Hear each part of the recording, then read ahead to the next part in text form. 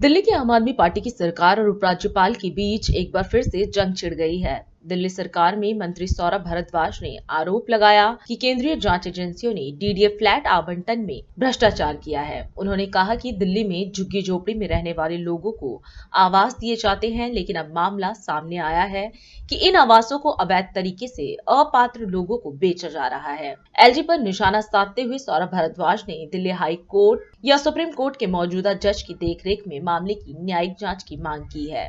इस दौरान सौरभ भारद्वाज ने यह भी कहा कि झोपड़ी में जो लोग रहते हैं उन्हें प्रधानमंत्री आवास योजना के अंतर्गत फ्लैट दिए जाते हैं ताकि दिल्ली के अंदर झुग्गी झोपड़ियों को कम किया जा सके, लेकिन इसमें बड़े स्तर पर घोटाला हो रहा है कि दिल्ली के अंदर गरीब झुग्गी झोपड़ी के निवासियों के लिए जो फ्लैट बनाए जाते हैं, जिनको प्रधानमंत्री आवास योजना के अंतर्गत झुग्गी झोपड़ी वाले लोगों को दिए जाते हैं ताकि दिल्ली के अंदर झुग्गी झोपड़ियों को कम किया जाए।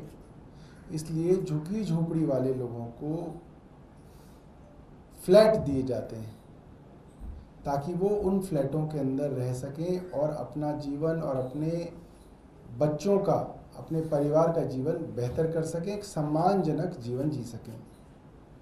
आपको याद होगा कुछ साल पहले प्रधानमंत्री जी ने खुद कालकाची स्थित ऐसे फ्लैटों का उद्घाटन किया था, मगर जो स्टिंग ऑपरेशन सामने आया है बहुत हैरान कर देने वाला है कि वो फ्लैट जो गरीबों के लिए, गरीब झुग्गी झोपड़ी वालों के लिए बने हैं, उनको ब्लैक में बेचा जा रहा है और उन लोगों को बेचा जा रहा है जिनकी पात्रता नहीं है, यानी कि उन लोगों को बेचा जा रहा है जो कि जे क्लस्टर के अंदर रहने वाले नहीं हैं।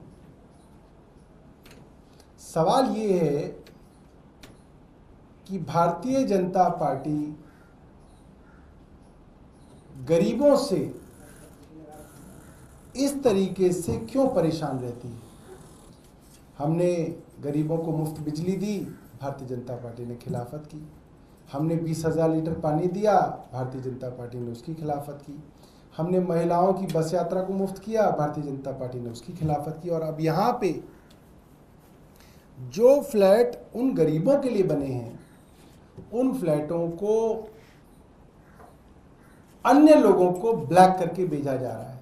अब मैं ये कहना चाहता हूँ, ये इतना आसान नहीं होता इस फ्लैटों को किसी और को देना। मथुरा रोड के पीछे उन गरीब लोगों की पात्रता थी कि उनको फ्लैट मिले, मगर केंद्र सरकार की एलएनडीओ ने उनको उजाड़ दिया, हजारों लोगों को उजाड़ दिया। मथुरा रोड डीपीएस स्कूल के पीछे एएसआई के द्वारा तुगलकाबाद में लाखों लोगों को उजाड़ दिया गया। मेहरौली के अंदर हजारों लोगों को उजाड़ दिया गया।